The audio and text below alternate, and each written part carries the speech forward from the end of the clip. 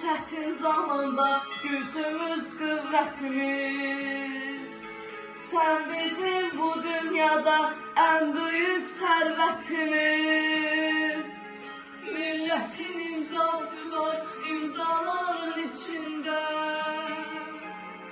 Sənə halaldır halal bizim məhəbbətin.